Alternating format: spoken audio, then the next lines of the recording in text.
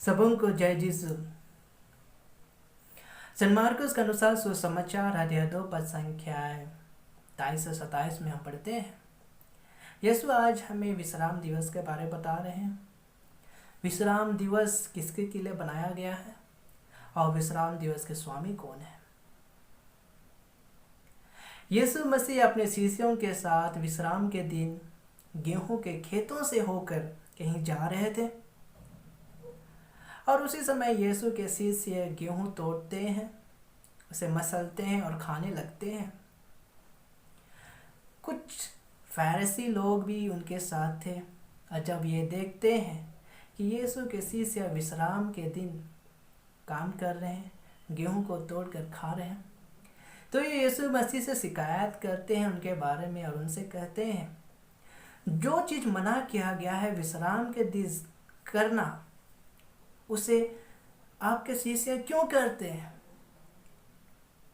और यीशु उनसे कहते हैं, क्या तुम लोग पुराने नियम में नहीं पढ़े हो, जब दाऊद अपने सैनिकों के साथ कहीं जा रहे थे और जब उन्हें भूख लगती है, उनके पास रोटी नहीं रहती है, तो वे अबीमेलेक जो महायाजक थे उनके साथ मंदिर में प्रवेश करते हैं और भेंट चढ़ाए हुए रोटियों को खाते हैं, जो कि मना था खाना, केवल महायाजक और याजकों के लिए रखा गया था, केवल वे ही उससे खा सकते थे और जो भी उनके सिवा खाए उस रोटी को उसे दंडित किया जाता था, उन्हें सजा दिया जाता था। और यीशु मसीह उनसे कहते हैं, साबत मनुष्य के लिए बनाया गया है, ना कि मनुष्य साबत के लिए। संत मार्कुस बताते हैं अपने सुसमाचार में कि यीशु मसीह ही विश्राम दिवस के स्वामी हैं। ख्रिस्त में मेरे प्यारे भाइयों बहनों,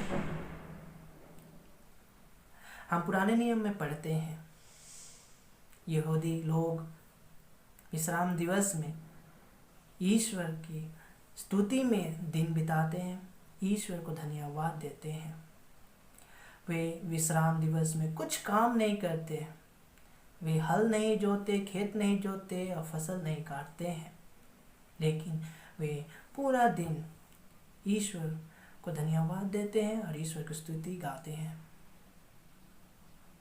हम पुराना नियम में देखते हैं, निर्गमन ग्रंथ में अध्याय 34 पद संख्या 29 में पढ़ते हैं, 6 दिन तक तुम काम करोगे, 7वां दिन तुम आराम करोगे। खेत जोतने का दिन और फसल काटने के दिन भी तुम विश्राम दिवस का पालन करोगे। और यही बात को लेकर, यही शिक्षा को लेकर फरीसी यीशु से शिकायत करते हैं उसके शिष्यों के बारे में। यीशु मसीह उनसे कहते हैं, यीशु मसीह उन्हें बताते हैं दाऊद के बारे में, जो हम पढ़ते हैं पहला सामुएल अध्याय 21 पद संख्या 1 से 6 में पढ़ते हैं। जब दाऊद अपने सैनिकों के साथ कहीं जा रहे थे और बीच रास्ते में उन्हें भूख लगती है, उनके पास रोटी नहीं होती खाने के लिए, तो वे अबीमेलेक जो मंदिर के महायाजक थे, वे उनके साथ मंदिर में प्रवेश करते हैं और जो भेंट चढ़ाया हुआ रोटियों को खाते हैं और वे अपने सैनिकों को देते हैं। जो भेंट चढ़ाया हुआ रोटी वो साधारण रोटी नहीं होती है, वे भगवान को चढ़ाया हुआ रोटी होती है। और जो हम पढ़ते हैं लेवी ग्रंथ में पर अध्याय 24 पद संख्या 5 से 9 में पढ़ते हैं, विश्राम के दिन में विशेषकर मंदिर में 2 लाइन में 6-6 करके रोटी को रखा जाता है, वो भी सोने के मंच में ईश्वर को भेंट चढ़ाया जाता है। और वो भेंट चढ़ाई हुआ रोटी बहुत ही विशेष होता है और वो ईश्वर के लिए होता है, उसे कोई नहीं खा सकता, केवल महायाजक खा सकते हैं और याजक सब खा सकते हैं। अगर जो भी खाए उसे उन्हें दंड दिया जाता है, उन्हें सजा दिया जाता है।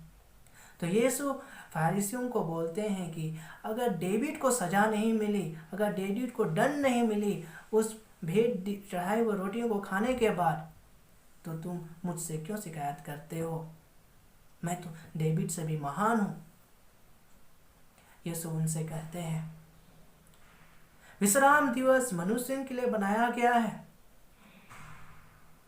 यीशु उन्हें समझाते हैं, बोलते हैं कि विश्राम दिवस लोगों को, मनुष्यों की जरूरत को पूरा करने के लिए बनाया गया है। जिस तरह वह रोटी, भेंट चढ़ाए हुआ रोटी दाऊद और उनके सैनिकों का जरूरत को पूरा किया, जब वे भूखे थे उसे खाकर उन्हें संतुष्टि मिली, उसी प्रकार गेहूं को खाकर चेलों का जो जरूरत पूरा हुआ। यीशु मसीह उनसे कहते हैं कौन ये कानून है जहां लोग भूखे मर जाते हैं? क्या ये कानून है जहां लोग तड़पते हैं? यीशु मसीह उन्हें बोलते हैं मनुष्य विश्राम दिवस का जरूरत पूरा करने के लिए नहीं है, लेकिन विश्राम दिवस मनुष्य का जरूरत पूरा करने के लिए है। सेंट मार्कुस बताते हैं कि विश्राम दिवस के स्वामी यीशु मसीह है। कोई व्यक्ति नहीं है, कोई मनुष्य नहीं है जो कि विश्राम दिवस का स्वामी है। केवल यीशु मसीह ही विश्राम दिवस के स्वामी है। विश्राम दिवस के जितने नियम हैं, जितनी कानून है, वे यीशु मसीह बनाते हैं। यीशु मसीह उन्हें लागू करते हैं अपने लोगों के लिए। ख्रीस्त में मेरे प्यारे भाइयों बहनों, हम विश्राम के दिवस में ईश्वर को धन्यवाद दें, ईश्वर का स्तुति करें बहुत सारे आशीर्वादों के लिए, उन्नतियों के लिए, सफलताओं के लिए। जय यीशु।